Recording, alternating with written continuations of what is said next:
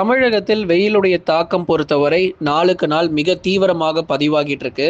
ஒரு சில மாவட்டத்துல மிதமான மழை, லேசான மழைன்னு மாலை நேரங்கள் அல்லது இரவு நேரங்கள்ல பதிவாகி வருது. சில மாவட்டத்துல வானம் ஓரளவு மேகமூட்டமாக இருக்கு.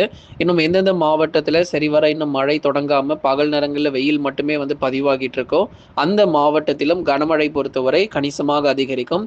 ஜூலை மாதம் தானே, நல்ல வெயில் தான் ரொம்ப அதிகமா இருக்கு. பெருசா ஒண்ணும் மழை இல்ல அப்படின்னு மட்டும் நினைக்காதீங்க. கண்டிப்பா மழை உண்டு. நிறைய இடங்கள்ல வெப்பசலன இடி மழை பொழிவும் வரப்போகிற ஜூலை 2வது மற்றும் 3வது வாரத்திலும் நல்ல ஒரு தீவிரமாக காணப்படும்.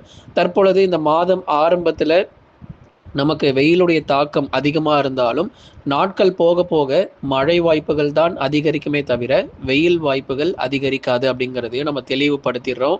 ஏற்கனவே சில நாட்களுக்கு முன்பதாக பரவலாக நிறைய இடங்கள்ல, அதிலும் குறிப்பா சென்னை, திருவள்ளூர் போன்ற மாவட்டத்துல கணிசமா நமக்கு மழை வாய்ப்புகள் பரவலா நமக்கு பதிவாகிட்டு இருக்கு.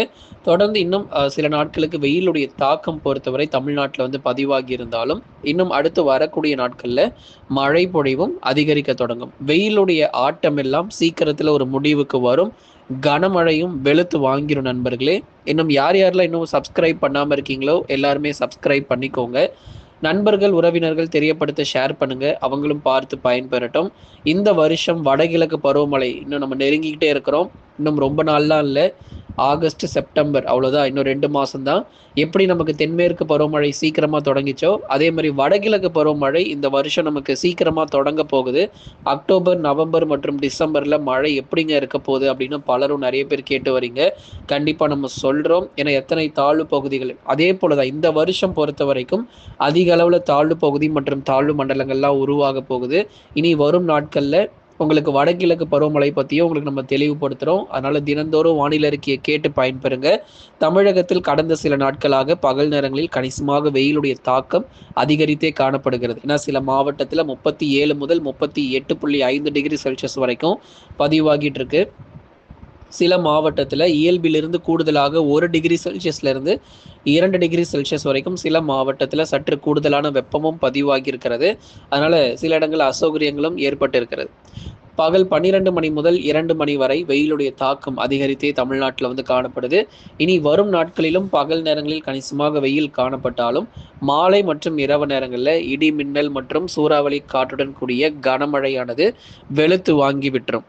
அதே போல மழை வாய்ப்புகளும் மாலை அல்லது இரவு நேரத்துல படிப்படியாக அதிகரிக்கும். சில மாவட்டங்கள்ல காற்று, இடி மின்னல் என நல்ல ஒரு தீவிரமான மழை பொழிவுகள் பதிவாகும். இன்றைக்கும் நாளைக்கும் பொறுத்த வரைக்கும் மிதமான மழை மட்டும் எதிர்பார்த்தால் போதும். அது எந்தெந்த மாவட்டங்கள் அப்படிங்கிறதையும் கண்டிப்பாக சொல்றோம்.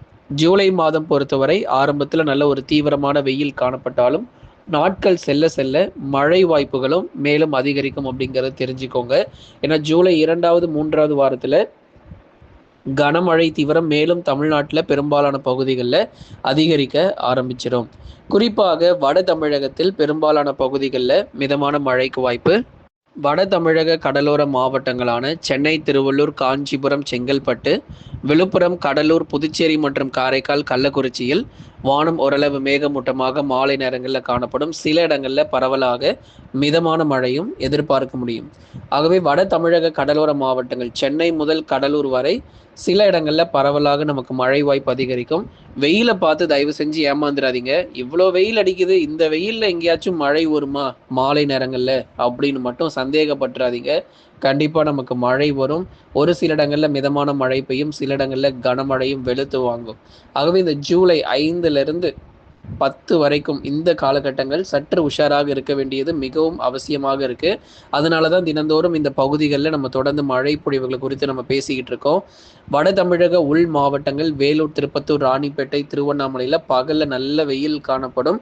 மாலை அல்லது இரவு நேரத்தில் சில இடங்களில் பரவலாக நமக்கு மழை வாய்ப்புகளும் அதிகரிக்கும். அதில் குறிப்பாக வேலூர், திருப்பத்தூர், ராணிப்பேட்டை இந்த 3 மாவட்டங்களிலும் கனமழைக்கு வாய்ப்புகள் இருக்கு.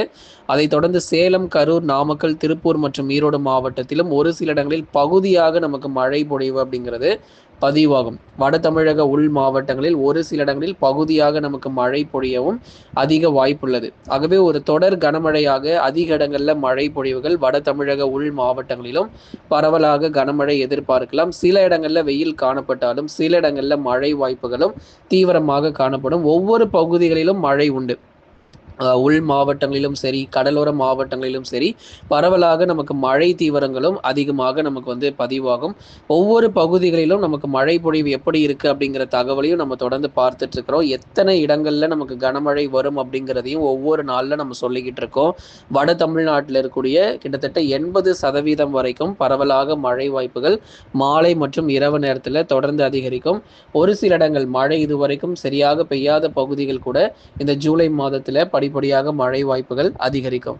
டெல்டா மற்றும் தென் மாவட்டங்கள் பொறுத்தவரை தஞ்சை, நாகை, திருவாரூர், அரியலூர், பெரம்பலூர், திருச்சி மற்றும் புதுக்கோட்டை என டெல்டா மாவட்டங்கள் பொறுத்தவரைக்கும் ஒரு சில இடங்களில் பரவலாக கனமழையும், ஒரு சில இடங்களில் பரவலாக மிதமான மழையுமாக விட்டு விட்டு பகுதியாக வந்து பதிவாக வாய்ப்பு.